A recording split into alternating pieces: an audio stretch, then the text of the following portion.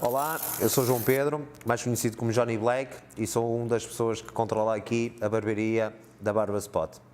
Eu nasci em Valongo há 30 anos, 30 e qualquer coisa, emigrei para fora e agora sou residente há 20 anos, mais ou menos, mais coisa menos coisa, em São Pedro da Cova. O que eu sonhava ser, antes de ser barbeiro, era ser piloto de aviões, porque os voos também eram muito altos. Infelizmente os custos eram muito maiores. Então decidi que deveria acompanhar algo mais terra a terra e então surgiu uma oportunidade de aprender a ser barbeiro. Eu trabalhava e andava na escola ao mesmo tempo, na altura tinha 8 anos. Tive a felicidade de ter membros da família na profissão, no qual me convidaram para inserir na equipa para ajudar. Claro que na altura senti-me um bocadinho contrariado porque era jovem, não é? Que não queria aproveitar um bocadinho como todas as crianças ou todos os adolescentes, não é?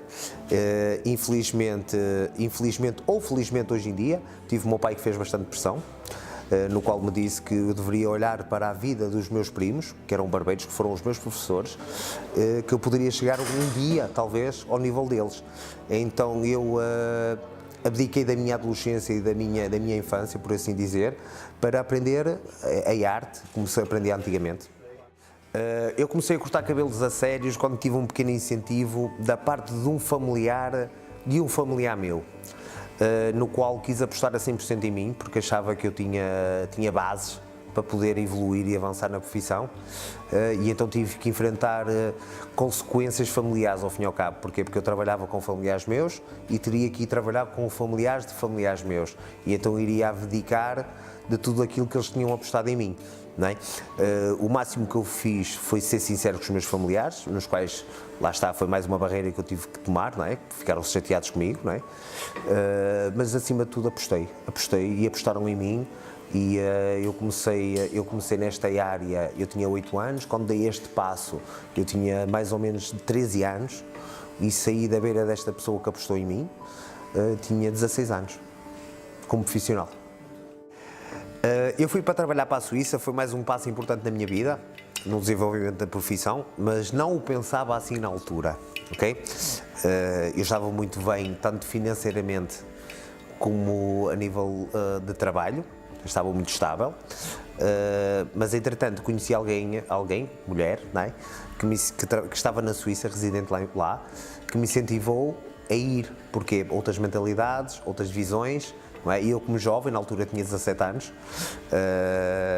concordei que queria ir, faltava-me era o essencial, dinheiro, porque estamos a falar numa média mais ou menos ou menos mais de 15 anos atrás, no qual uma viagem para a Suíça é muito dispendiosa. Eu na altura já era bem remunerado, mas como eu disse anteriormente, tinha que ajudar a minha família, não é? Então a minha base para partir para a Suíça foi mesmo: podes-me ajudar? É essa pessoa. E essa pessoa disse-me: eu aposto tudo em ti, podes vir. E entretanto arranquei, contrariado pela minha mãe, pelos meus irmãos, pelo meu pai, que não queriam ficar sem mim, não é? Porque eu era uma base da família, tanto emocionalmente como financeiramente, mas foi um bom risco, podemos dizer que sim. O maior ensinamento que eu tirei da minha ida para o estrangeiro, neste caso a Suíça, foi a humildade, porque eu caí num país no qual não tinha dinheiro. Cheguei lá com 100 escudos, a moeda antiga portuguesa, era o único dinheiro que eu tinha, que eu gastei para tentar fazer uma chamada, no qual não consegui fazer, porque os 100 escudos eram equivalentes, a moeda era igual à moeda de €1 suíço, e o porquê de eu dizer que o maior ensinamento é a humildade, porque eu ao final de uma semana, eu estava a dormir numa paragem de autocarro, ia nevar, ia pensar em vir para Portugal. E então a maior prova de humildade que eu tive foi quando eu telefonei para alguém e lhe pedi para me dar guardia em casa dele, porque eu queria apostar e eu queria ficar na Suíça e queria aprender e queria evoluir. A minha decisão de voltar para Portugal não foi a nível profissional, foi a nível pessoal. Eu tive uma irmã que nasceu, que foi a mais nova, a Catarina. no qual a minha mãe me dizia-me várias vezes que a tua Catarina, cada vez que foi um avião e diz: olha o mano Pedro, olha o mano João Pedro, olha o mano.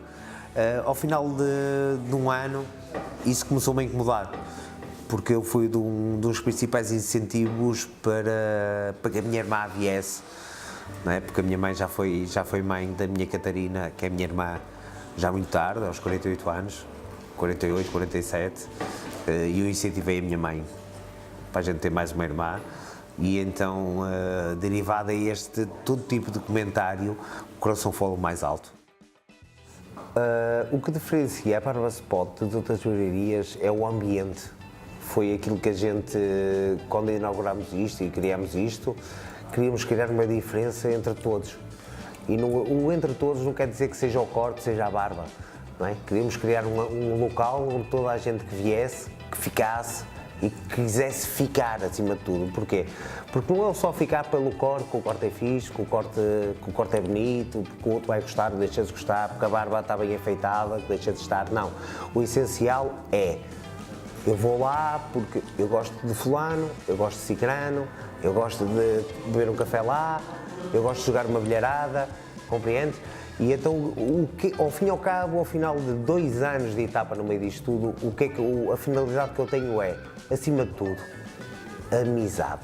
Porque nós sem os amigos não somos nada. Porquê? Tu vens aqui e cortas o cabelo, tu vens aqui e cortas a barba, mas ao fim e ao cabo eu estou 1 hora contigo. Estás meio de chapéu, quero de chapéu. Viste eu a puxar o cabelo para o lado que não tenho? Que erro de raco, olha. Que erro de raco. Eu vou perguntar agora. Acima de tudo, um barbeiro para destacar em Portugal tem que ter humildade. Humildade porquê? Porque hoje em dia a nossa profissão está muito banalizada. Porque as pessoas esqueceram-se do amor que a gente tem pela arte. E o que é o amor? O amor é a dedicação que a gente tem para um cliente. Que é, o ser barbeiro, vais acompanhar uma pessoa durante 20, 30, 40, 50 anos, se for preciso. A minha diferença dos outros barbeiros, que me tornou um homem de sucesso, foi ter aprendido com os outros que falharam. Essa foi a minha aprendizagem. E não quero falhar onde eles falharam. O momento mais caricato da minha vida profissional é quando eu tenho um estabelecimento que não é o estabelecimento onde trabalho, no qual eu estou a fazer uma descoloração a 100% para fazer um cinza platina num cliente meu. E tenho um amigo meu que chega e diz: o que é isto? E vê uma taça cheia de descoloração que ele pensa que é azul e aplica no cabelo dele a pensar que é azul. E chega ao final e ele fica loiro. O problema grave é que o meu cliente e o meu amigo é afro. Já estás a imaginar a cena. O que eu diria a um jovem hoje em dia para ser barbeiro era, acima de tudo, se quiseres ser barbeiro, tens de ser humilde e tens que abdicar daquilo tudo o que tu gostas. Porque tudo o que tu gostas está naquelas horas em que tu não fazes nada. E o porquê? Porque nas horas em que tu não fazes nada é quando ninguém faz nada. São nas horas que toda a gente pode vir cortar o cabelo, podes usufruir de um bilhar, podes usufruir de uma boa conversa, podes usufruir de um bom ambiente. Compreendes? O que é que acontece? Ninguém tem tempo para nada. Por isso é que eu tenho um problema muito grave hoje em dia. Sabes o que é? É ter boas pessoas no tempo útil, no tempo certo. E eu estou no tempo certo. E o meu tempo certo, sabes qual é? É quando as pessoas precisam de mim, eu digo: eu estou aqui para ti, para te cortar o cabelo e para te fazer a barba. Nice.